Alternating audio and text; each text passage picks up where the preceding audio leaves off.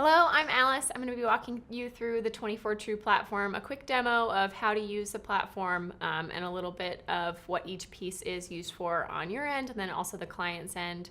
As far as 24True goes, the platform, after the research is completed, the 24True platform is a great way to organize clients' data from videos, discussion guides, and other formats.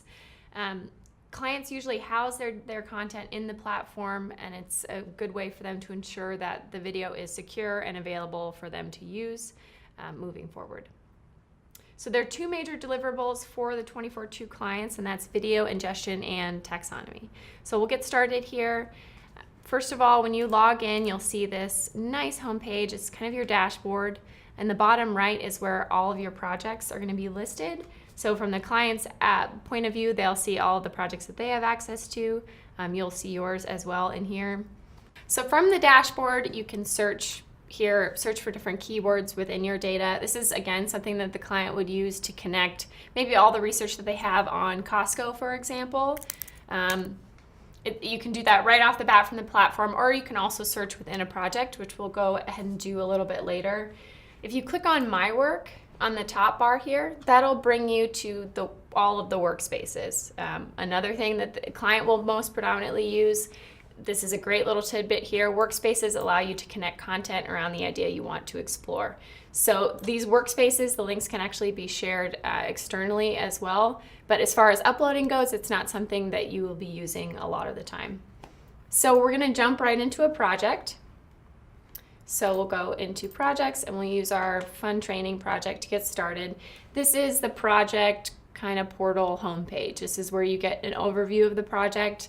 You get to see responses, how many responses are in there, clips, playlists, and then you have your menu bars here that take you to the different portions of the project.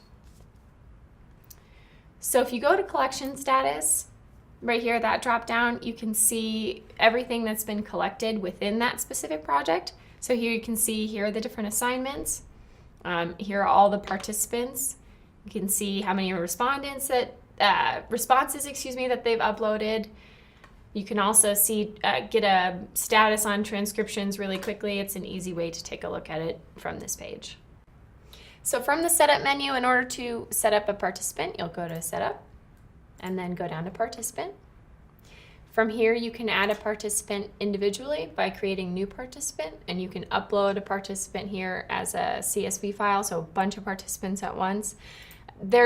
Depending on the upload project and depending on the setup, they're not always real participants and they're not always names. So they're not always first and last names. Sometimes they can just be upload or interviews, and that you'll funnel all the information through in just one participant. So depending on what the setup is, will depend on what the participant looks like, but adding a participant can be done from here, from the setup page, and then to add participant. So we'll move into actually the responses, where the videos will end up after you've uploaded them. So you can do that by going into, I like going into the summary page first and then going into responses because it kind of gives you everything at once. So here you can see all the responses, all of the videos that have been uploaded to the platform.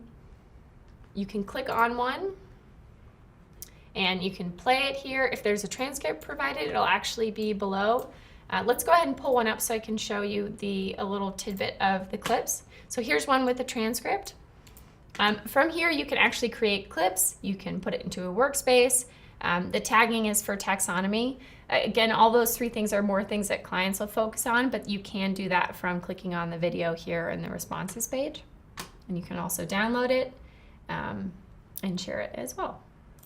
Okay, so downloading transcripts, if you go to the tools bar and you go to transcripts, that's how you'll get to all the transcripts that have been completed for this project. If you actually want to download the transcripts, it's a little bit of a roundabout way. You'll click on the download text here, or download CSV, whatever you'd prefer. It'll give you a nice pop-up that says, are you sure you want to download all the project transcripts? You'll click OK, and then you don't get anything on the pop-up page. Actually, in order to see the downloads, you'll click under your name, click on downloads, and then you'll see the transcripts listed here.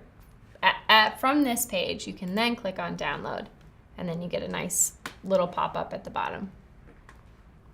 So we'll go back into our project, kind of our summary page to see the main portal.